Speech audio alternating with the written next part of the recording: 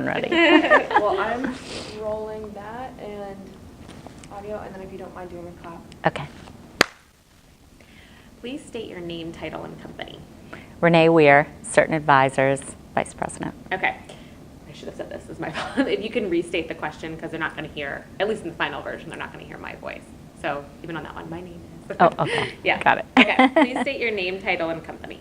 My name's Renee Weir, Vice President at Certain Advisors. Sorry, one more time. Yeah, sorry. Okay. Please state your name, title, and company. My name is Renee Weir. I'm with Certain Advisors, Vice President. Talk about your involvement in the community. Which groups are you or have you been most involved with? Well, I've been involved with a lot of community service programs and charitable organizations. Truthfully, I've been impacted by so many different sad moments in my life, and that I have a tough time saying no to anyone who asks me if I would get involved. Probably most notably would be children's advocacy programs, as well as charitable organizations focused on cancer research and helping families with cancer. So which ones have you been involved with? So most recently, I have been involved with the Women's Bar Association Foundation, which, and that's also about all kinds of women's rights, advocacy, families, and then the Leukemia Lymphoma Society I was very involved with when they had the half marathon, which was supporting Lymphoma Leukemia Society. The Nike Foundation had that. And I captained a half marathon team, and that was a tremendous organization. And unfortunately, the Nike Foundation pulled out of DC, so I have been giving my time to other organizations. I've also been very involved with the Children's Law Center and Legal Aid, and then an organization called Year Up, and these are all supporting underserved children in the community. How has your involvement in these organizations benefited their mission? Describe the specific impacts that you've made on these organizations and how you've made them. I would say probably, while I haven't had necessarily the resources to donate to all these organizations, at least my own personal resources, my network has been very helpful in terms of gaining greater sponsorships, more awareness, and obviously funding all their different programs that they're doing. Talk specifically about some of the roles, like which organizations you've been most recently involved with and what your role was with them.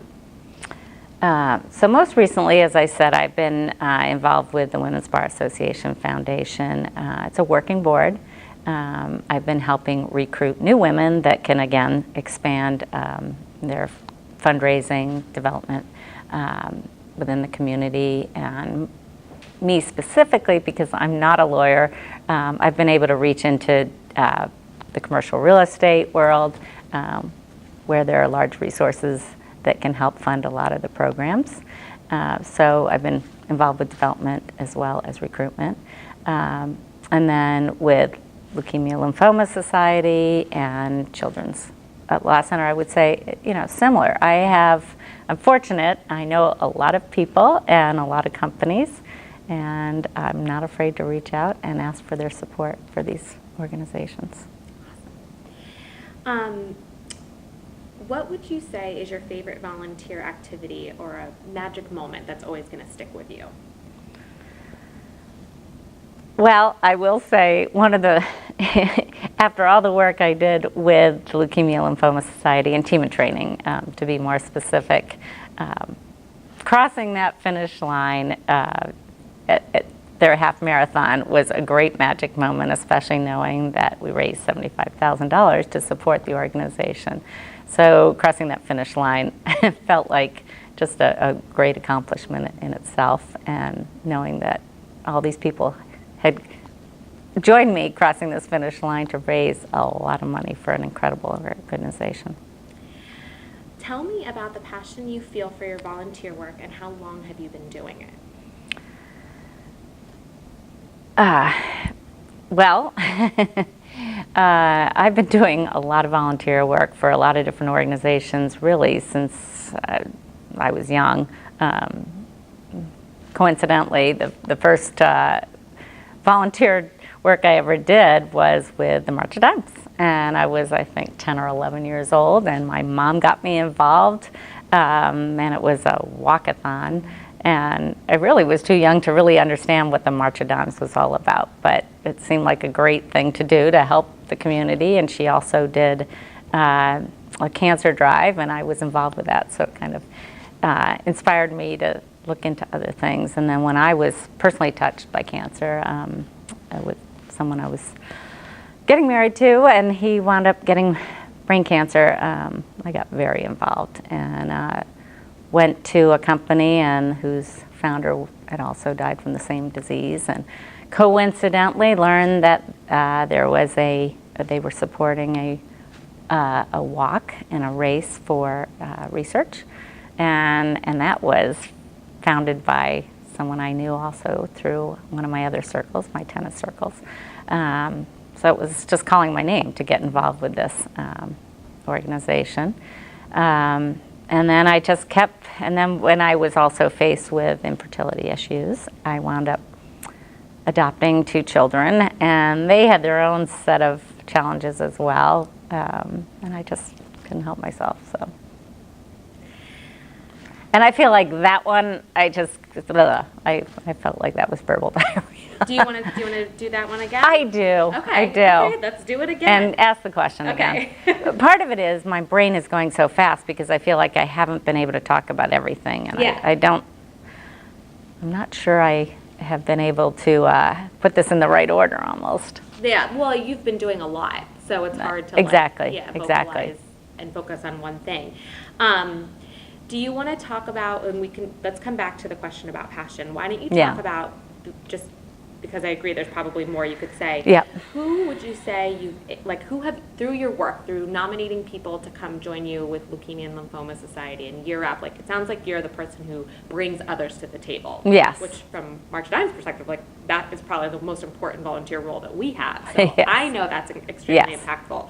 But for the selections committee and for our audience, who, through your volunteer work, who have you impacted? What has your work, who are you impacting through your work? Okay, so I guess I don't understand the question. Okay. Because I feel like that part I answered. I guess that's not really what I thought. I guess what I'm trying to draw out is with Leukemia and Lymphoma Society, for example, you're not directly working with patients, I'm assuming. Right. But your work is ultimately benefiting Right. them. So that was kind of where I was leading with that question. If you don't want to talk about that, No. Yeah, but that was kind of where I was leading with basically how is your work helping you're bringing more people to the table so that they can ultimately raise more money. Right. Which is extremely important. Right, exactly. And how is that helping them? So the people that I brought to my team, most of them have never even heard of, I shouldn't say haven't heard of, but were never involved with Team in Training or the Lymphoma Leukemia Society. They had a passion for running, but they're great people, and they represented different organizations, so I knew that it would expand the awareness, expand the reach of where they could do fundraising, and ultimately benefit the research and the patients with more donations. Okay, so tell me about the passion you feel for your volunteer work. How long have you been doing it? I've been doing volunteer work since I was a child, but probably most recently I was impacted, through personal challenges when I was facing some infertility issues, and I decided to adopt my first son.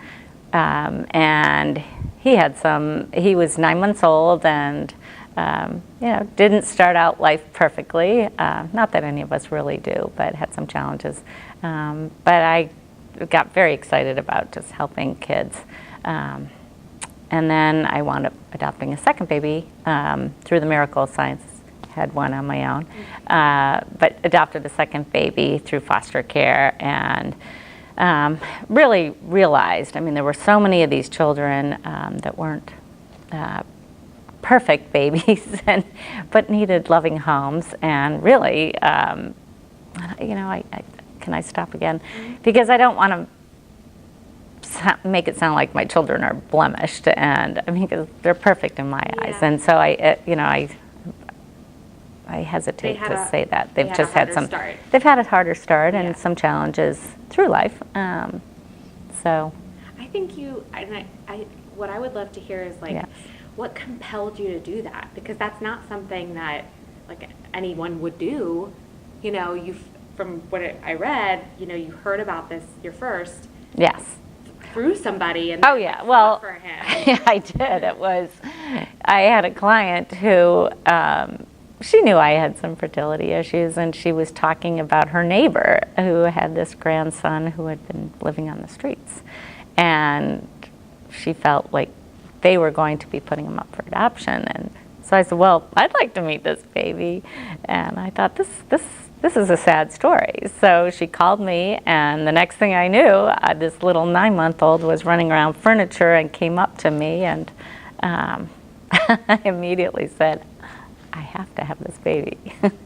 And the next weekend, with a pickup truck, I picked him up with his furniture, and I was a mom, and it was exciting. And this was a little baby that had needed a better chance in life. And now he's 24 years old and is thriving, graduated from college, and has a job where he makes more money than I do. And I'm proud of that. So I think having done that and seen just how he thrived, I was excited to do that again. And again, I wasn't going the normal route through a private adoption, because there's a lot of people that can do that, but there's a lot of people that aren't necessarily willing to take the risk of children that are in foster care that have had more challenging beginnings. And how is he doing now? How old is he? Well, now he's a senior in high school, and I just can't believe I'm facing empty nesting soon. And he is one active, healthy boy, and I'm excited to see what happens to him. How would you say your experiences have shaped you as an individual? Well, my experiences have definitely on the outside, you would say, oh, she seems to have it all going on. But, on the inside, we all, and what people don't know about us is all the challenges we are faced with. And I think, I've had quite a few hiccups in life. And, every time I face another hiccup or challenge, I realize, giving back is really the only thing you can do. Help other people that are facing challenges that you may not even know about. And I'm a lot more compassionate, and the older I get, the more experiences I've had, the more I realize we're all just blessed to be here, but we all do I feel have a responsibility to help other people. What would you say was the pivotal moment that got you engaged in community involvement?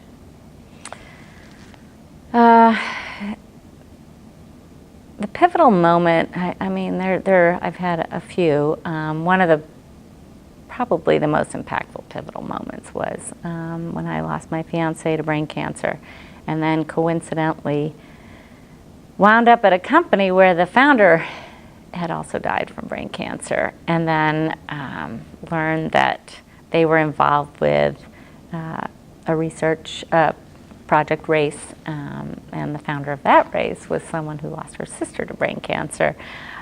I felt compelled to get involved, and that was the beginning of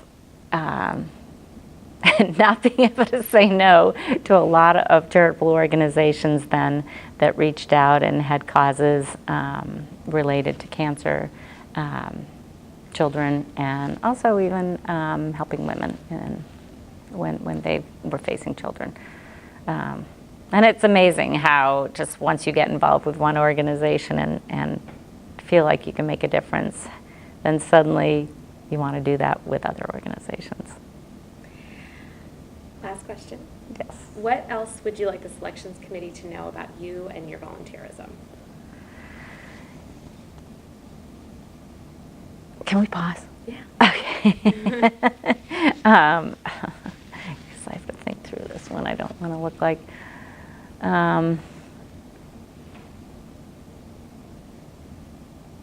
Okay. I would say that I'm not going to stop.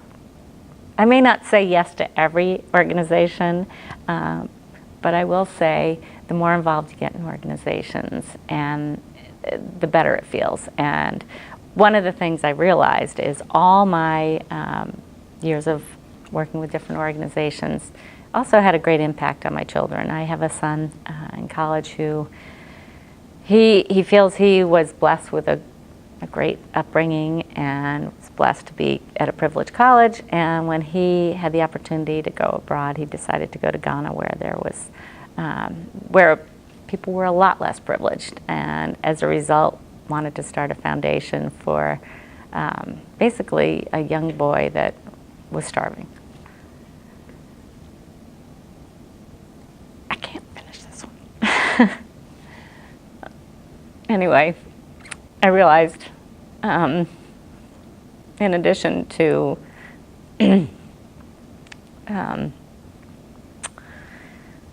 I had passed this legacy on. So I'm thankful to my children for also giving back. Please shut that off. I feel like I couldn't finish that one. You did so good. Really? Yes. And you know what? They wanted me I know. And what they wanted to say But I feel like it was all ADD. No, you were so good. Yeah. And it's clear that you were so passionate. And what you said at the end, like, I'm not going to stop. I don't think anybody would question that for a second, you know. And Okay. And I loved when you talked about, I can't remember, I think it was would you say your experience has shaped you? When you said, Yeah. like, you've been faced with some Hiccups. some big hiccups, Yeah. that you use that to, like, propel you forward into your volunteerism. And Yeah. I mean, that was just Because such one a of the things perfect I didn't soundbite. mention, which I realized I should have, was my dad passing away at 52 of a massive heart attack. And because, you know, I think about it, heart disease was one of the things I was involved in, and I didn't even mention it. Do you want to mention it?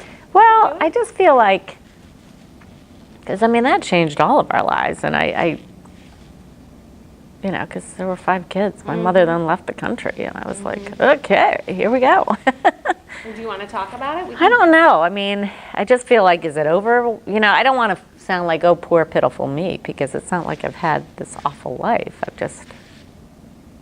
No, I don't think it's sounding like that at all. Okay. And I think it's, yeah, you've gone through some hardships, but I think ultimately your interview's been very positive because it's led you to do such great things. Yeah. So I feel like it's coming off very positive. So don't. You know, and the other thing I didn't really talk about was the, I mean, and I don't know if you're supposed to your professional life so much. You know, I will say a lot of these challenges impacted my professional life considerably. I mean, I'd be, I think, a lot more financially successful if I wasn't single parenting, Right. and, you know, and I, but again, I don't want to be a woe is me. Well, But I did want to emphasize that one of the reasons I do get involved is because I have no financial resources to give back. I mean, people think, oh, let's just ask her. And it's like, no, I will support them with, you know, my network and, you know, my involvement. But that's I can't stroke checks. I'm such in debt with my kids in college. yeah. Well, I will say, like, just knowing the selections committee and having done this for 10 years, Yeah. they don't want somebody that just writes checks. Like, Okay. anybody could do that. Right. Like, and how long does that take? Right. You know? They want the people that are, like, They want us to nitty-gritty. find those people that write those checks. Yeah, like, bring them to the event. Like, yeah, bring them exactly. with you. Exactly. Oh, I will. Yeah, bring them to Yeah. the event.